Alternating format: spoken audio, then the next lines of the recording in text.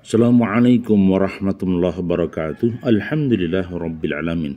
Rekan-rekan yang berbahagia, masih bersama kami Sukamto Sastro di Mejo Channel.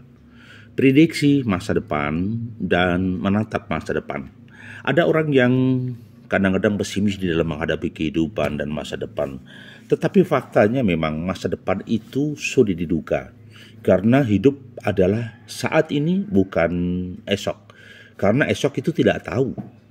Apakah kita masih hidup? Apakah kita bertahan? Ataukah kita dalam kondisi tertentu?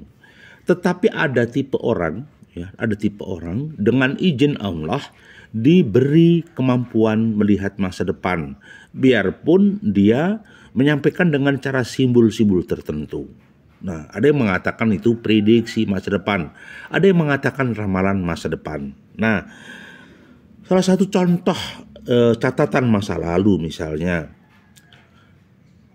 seorang tokoh yang terkenal, siapa itu? Prabu Sri Aji Joyoboyo, yang konon terkenal dengan ramalannya. Nah, siapa yang tidak kenal Prabu Sri Aji Joyoboyo? Beliau adalah raja yang sepanjang masa diingat dalam sejarah. Beliau diperkirakan memerintah kerajaan Panjalu atau Kediri sekitar tahun 1135 sampai 1157. Nah, ini menjadi fenomena tersendiri, catatan bagi sejarah bahwa beliau termasuk tokoh yang dianugerahi bisa melihat prediksi masa depan. Karena apa? Tentu dengan ilmu-ilmu metafisika. Karena apa? Di dalam kehidupan dunia ada yang memahami, ada ilmu fisika, ada ilmu metafisika. Ilmu metafisika adalah ilmu di mana sesuatu belum terjangkau dengan akal dan pikiran, tapi bisa terdeteksi. Ada yang mengatakan, keilmuan itu harus rasionalitas, bisa diakal dan pikir. Ya, bagi yang punya kemampuan. Ada sesuatu yang di luar jangkauan akal pikiran manusia, yang tidak mampu diendus dengan konsep atau teori, itu namanya metafisika gitu. Nah, baik, kita lanjutkan. Joyoboyo itu dalam catatan sejarah merupakan putra Raden Panji dari kerajaan Jenggolo dan Putri Sekartaji dari Daha. Nah, jadi dia memang sudah terkenal dalam zamannya. Joyoboyo ini pada masa jayanya memerintah kerajaan Kediri mencapai kejayaannya, pada puncak kejayaannya. Ya, dengan berbagai referensi, memang setiap zaman punya masa jayanya. Setiap orang punya kekuatan masing-masing di masa eranya. Kalau di Orde Baru mungkin Bapak Soeharto, adalah tokoh fenomenal di Orde Baru. Yang siapa yang tidak kenal?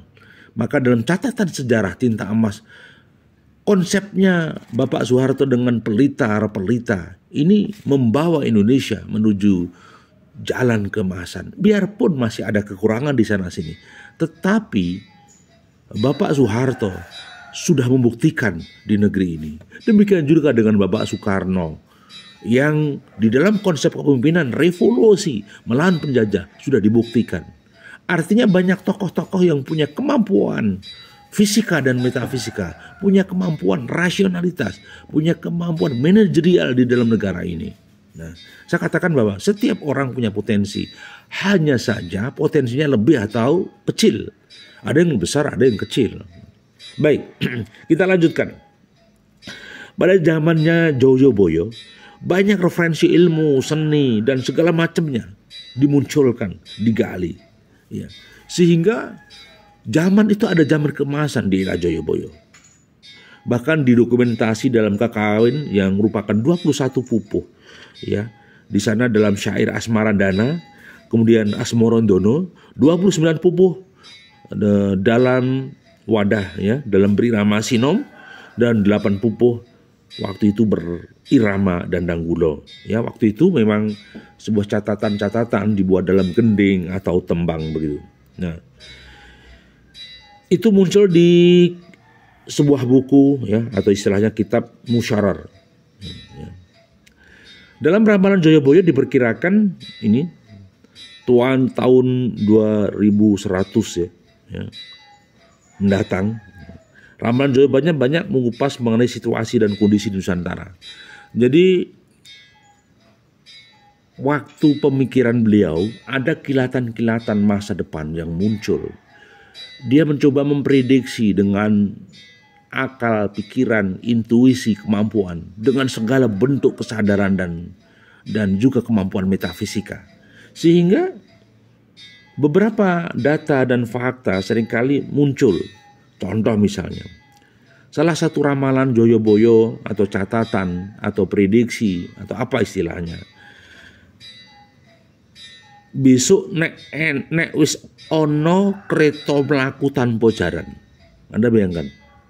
Ada sebuah catatan kalau besok ada kereta yang berjalan itu tanpa kuda.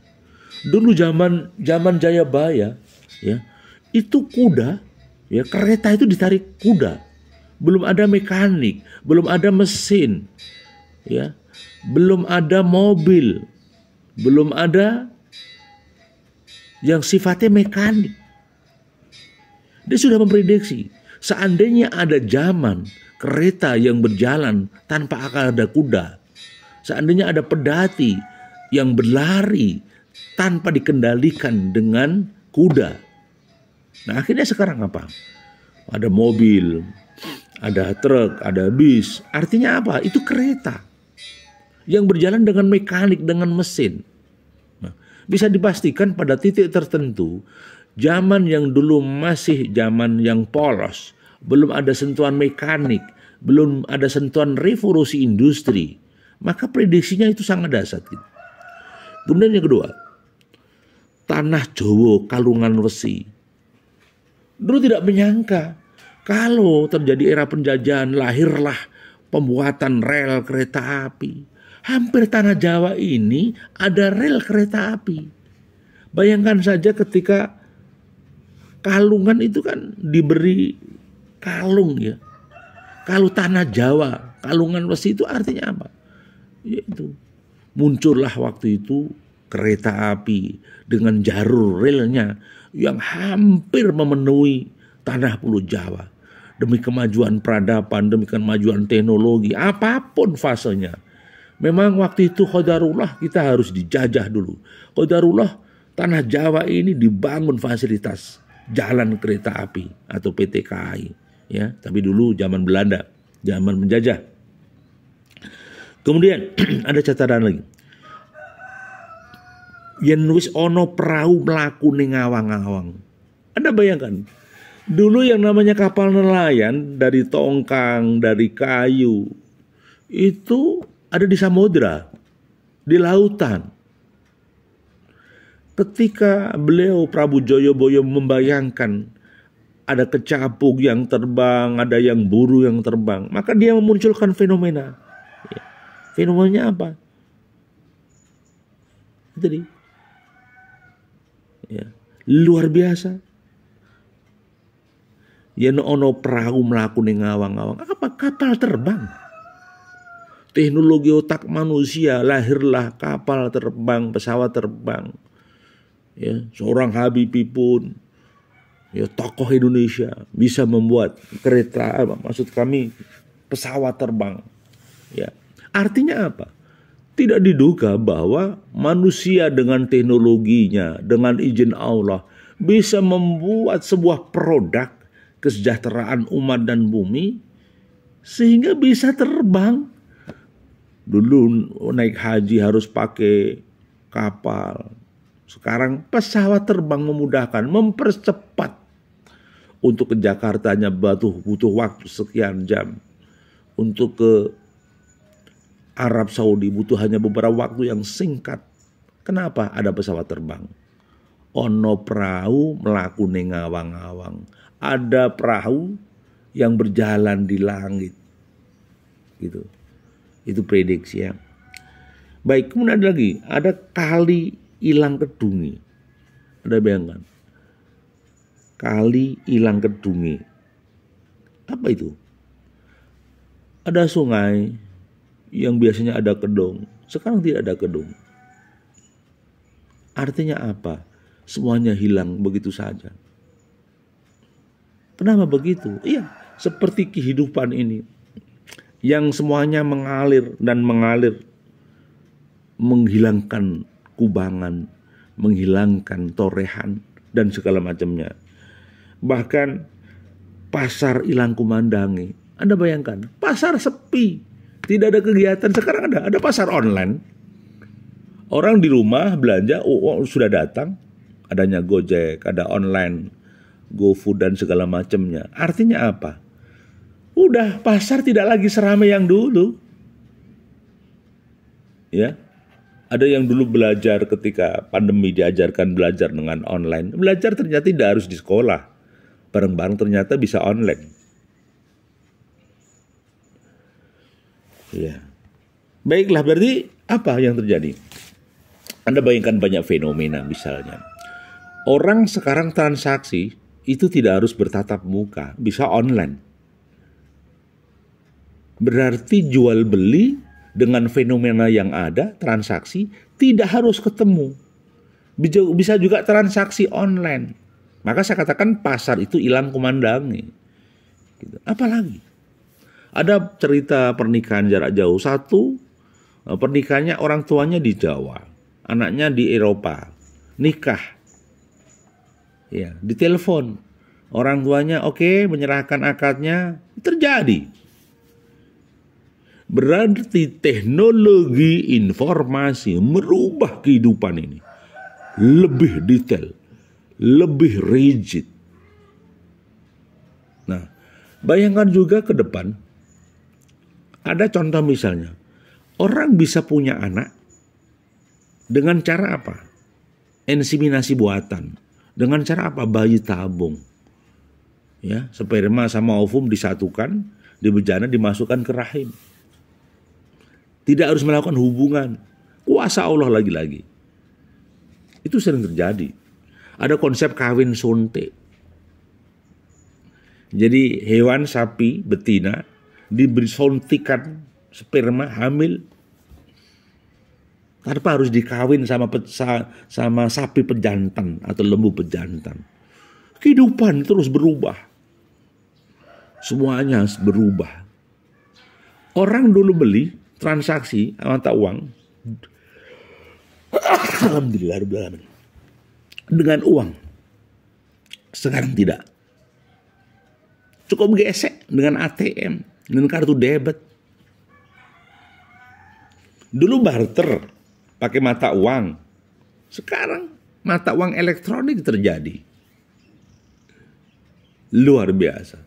Kehidupan akan terus berubah. Kehidupan yang akan terus berubah. Dulu pepohonan menancap di muka bumi sangat indah. Sekarang muncul peradaban. Bukan pohon yang ditanam, tetapi gedung-gedung pencakar langit. Yen ono lemah wis ditanduri watu. Artinya, ya, ono lemah wis tanduri watu. Artinya tanah ini, bumi ini sudah dipenuhi, ditumbuhi dengan bangunan-bangunan yang elok. Bangunan-bangunan yang tinggi menjulang. Kita lihat di Jakarta, di Surabaya, di Bandung. Di kota-kota besar peradabannya luar biasa. Apa? Bumi ini dipenuhi dengan bangunan. Kenapa begitu? Iya, tuntutan peradaban zaman. Baik, jadi satu kesimpulan bahwa ramalan itu atau prediksi seringkali muncul. Berdasarkan apa? Contoh misalnya, prediksi cuaca. Ya, ketika kita membaca prediksi cuaca, benar loh. Awannya sekian, kegelapannya sekian. Oh, rencananya hujan, oh, rencananya gerimis. Kelihatan bisa diprediksi.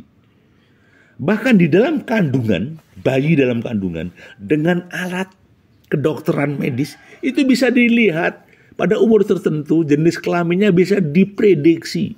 Ini cowok atau cewek. Ya. Bahkan ketika sakit dengan alat tertentu, ya, ada semacam mikrokosmos, bisa dideteksi. Oh, ini ada benjolan, ini apa? Artinya apa?